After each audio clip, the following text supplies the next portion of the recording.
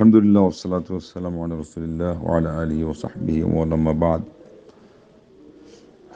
কোরবানির ঈদে আমাদের যেমন ইবাদত হিসেবে আমরা কোরবানি করি, আর এটাই করতে হবে।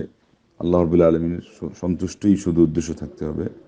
হালাল উপার্জন থেকে সেটা করতে হবে এবং ইসলামী রুল অনুযায়ী সেটা সুসম্পন্ন করা, এটা আমাদের একটা দায়িত্ব মনে করতে হবে। সেই সাথে আল্লাহ রাব্বুল আলামিন হালাল করেছেন, সেই গোশত থেকে নিজেরা উপকৃত হবে, আত্মীয় স্বজন, গরিব দুঃখীজন। তো সেইটা ওইভাবে নিয়ম অনুযায়ী ফলো করা এটা আমাদের জরুরি।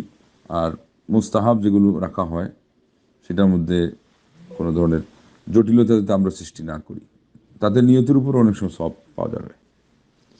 যেমন ইশরাকের সালাত নিয়ে অনেকের পারিবারিক সাংসারিক কারো আরও অনেক ইমার্জেন্সি কাজ সামনে এসে যায়, তখন ওই যে নিয়ম যেটা জায়নামাজে বসে তাসবিহ তাহলিল পড়ে তারপরে মাকরুহ টাইম পার হলে আমি পারলাম না, এখন অনেক ভিতরে একটা কষ্ট থেকে যায়, না এটা কষ্টের কিছু না। এটা বরং নিয়তের উপর আমরা সওয়াব তো পেয়ে যাচ্ছি। আর যে প্রয়োজন সামনে দেখা দিল, ওটা ওই নফলের তুলনায় ওটা বড়, এমত অবস্থায় আমাদের এটা বাদ যাচ্ছে, এই জন্য এটা কষ্টের কিছু না। ঠিক তদ্রুপ এখানেও জোহর পর্যন্ত গড়াই গেলে, 2টা 3টা পর্যন্ত গড়াই গেলে, এটা তো নাস্তার টাইমই না। আর এটা একটা পরিভাষা ব্যবহার করা হয়েছে, এটা মূলত ওই রকম নাস্তা না। আবার এরপরে ঈদুল ফিতরের দিন যেমন বলা হয়েছে যে ইফতার করা, এই ঈদের সালাতে যাওয়ার উদ্দেশ্যে, এটা তো ওই ইফতার না, রোজা ভাঙার ইফতার না, ওটা হলো ব্রেকফাস্ট, এটাকেও আরবিতে ইফতার বলা হয়। তো ওই নাস্তা ওখানে ছিল।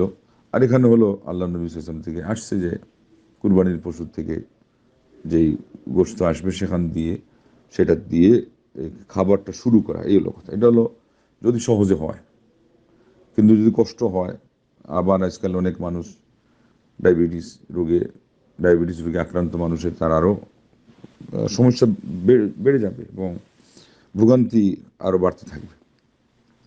আবার এটাকে সামনে রাখার কারণে ওইদিকে খুব বেশি তাগিদ দেওয়া হতে পারে, অতিরিক্ত তাগিদ দেওয়ার কারণে তাদের মানে কাটাকাটির কাজে যদি ব্যত্যয় সৃষ্টি হয়, হঠাৎ করে আল্লাহ না করুক খুব তাড়াহুড়োর মধ্যে তাদেরকে ফেলে দিলে তারাও তো ব্যতিগ্রস্ত হয়ে যাবে, তো ওইটা সুষ্ঠুভাবে নাও হতে পারে। তো অতএব এইটা নফল এবং মুস্তাহাব, সহজে হলে আলহামদুলিল্লাহ, না হলে আপনার নিয়তের উপর সওয়াব পেয়ে যাবে।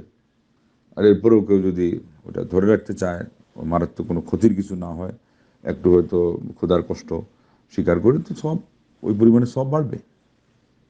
এটাকে জটিল হিসেবে নেওয়া যাবে না, সহজে নিতে হবে।